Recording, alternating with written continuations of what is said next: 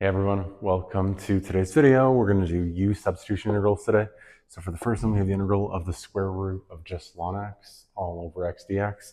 So this is going to lend itself very nicely to a U-substitution of, you want to get your du to grab kind of everything that your u doesn't grab, kind of.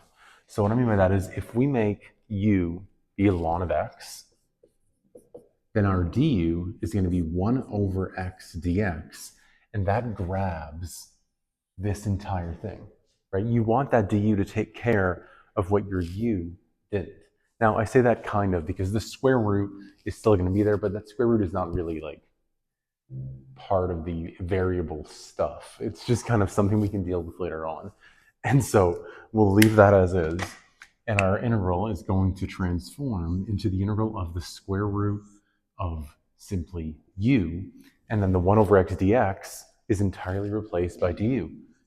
And so this is all we're left with, and that's pretty straightforward to evaluate, right? That's the integral of u to the 1/2 du, and so that'll be u to the 3 over 2 divided by 3 over 2, so that'll be 2/3 u to the 3 over 2 plus c, and then bringing that back into the variable x, we have our final answer is 2/3 times the square root of ln of x cubed plus c.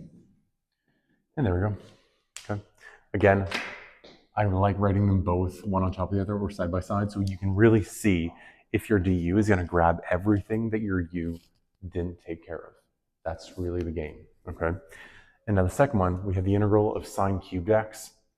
Now, you know that if you simply, you can't simply evaluate this as like 1/4 sine to the 4x, because if we were differentiating that, the chain rule would apply and there would be a cos x in there, right? And so what I'm going to do with this guy is I'm going to write sine cubed as sine x times sine squared x dx, okay? And that might not look like much at first, but from there, I can remind you that you have a trig identity for sine squared x. From the Pythagorean identity that sine squared plus cos squared is equal to 1, we can isolate sine squared, and we can replace sine squared with 1 minus cos squared x dx. And now we're nicely set up for another u substitution. We can let u and du take the shape of, if we make u be just cos x, then du is going to be, the derivative of cos x is negative sine x dx. And that means that, in other words, negative du is equal to sine x dx, which grabs this stuff. The u substitution will make the 1 minus cos squared x straightforward. That'll be 1 minus u squared. You need the rest of the integral to be taken care of by your du. And that's exactly what that accomplishes. So now we can, let's use the black to go back to the end.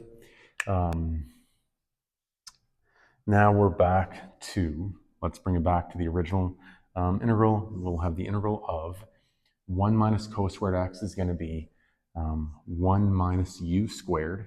And then sine x dx is entirely, right? We want to grab this stuff. That's entirely replaced with simply negative du. And so I'll put du and I'll just slap the negative on in front of the integral, right? And so now we can integrate this the way we always would with respect to u. So we'll have negative, what'll that be? U minus u cubed over 3 plus c. Right, and now to bring that back into our variable of x, we can write that as negative negative, so we'll have cos x cubed over 3, so cos cubed x over 3 minus u, and so minus cos x, and plus c for our constant of integration, and we're done. And there you have it. Okay. So just a few different examples of how to make effective u substitutions. But again, the idea is, that's why I really recommend writing u and du one beside the other, so you can see that everything in the integral you're working with is accounted for between the two, and how they kind of work together to evaluate the entire thing. So I hope this helps. Thanks for watching, and please like and subscribe.